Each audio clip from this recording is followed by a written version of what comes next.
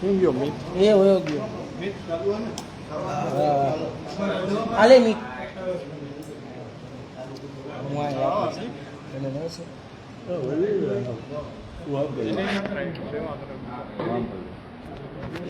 ને ભાઈ તો મસ્કરી કરું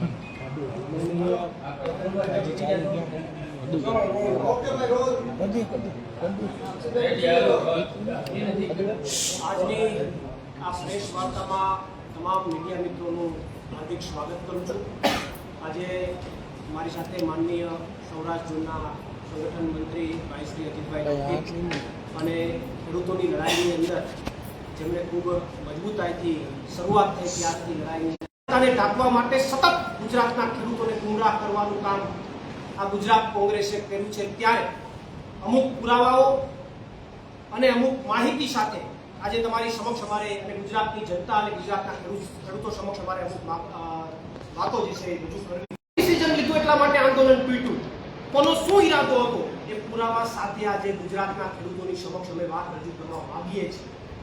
કારણ કે ગુજરાતની કોંગ્રેસ ભૂલી ગઈ છે કે સત્તાની અંદર અહીંયા ગુજરાતની અંદર સત્તામાં કોણ છે. ખેડૂતોના મુદ્દાની અંદર એને વિરોધ કરવાનો છે ભાજપનો, પણ એ ભાજપનો વિરોધ કરવાની જગ્યાએ આમ આદમી પાર્ટીનો વિરોધ ચડી ગયો. ખેડૂતો ગયા અને ત્યાં સુધી જવા ન દીધા અને અમદાવાદ ખાતે આંદોલન તૂટ્યું. એનું કારણ શું કામ તૂટ્યું એના તમને પુરાવા સાથે મારે અમુક વાત એ રજૂ કરવી છે. 4 મુદ્દાઓ મહત્વના છે. 4 મુદ્દા મહત્વના છે.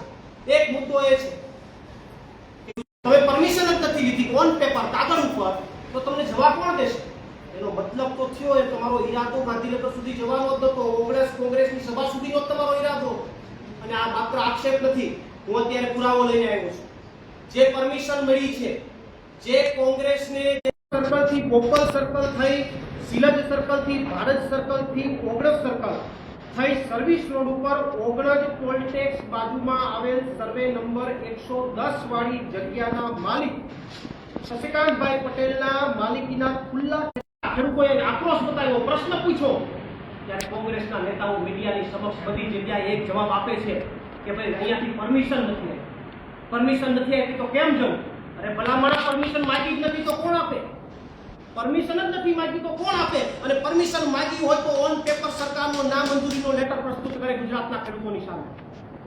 જોયા છે કે અહીંયા તો ભલા માણસ કે ખાલી નાસ્તો કરવા માટે નહીં કે હોલ્ડ હતી. આ સભા નહોતી કે અહીં તો નાસ્તો કરવા માટેનો હોલ હતો. જ્યારે મીડિયાએ પ્રશ્ન પૂછ્યો કે અહીંયા સ્ટેજ શું કામ, ખુરશી શું કામ, તો કે અહીં તો નાસ્તો કરવા માટેનો હોલ હતો. ખવારના નીકળ્યા તો ભૂખા હતા, ખવડાવવું તો ખરું ને. તમારા ખંભે બંદૂક ફોડવાનું કામ આ કોંગ્રેસ, ગુજરાત કોંગ્રેસે કર્યું છે.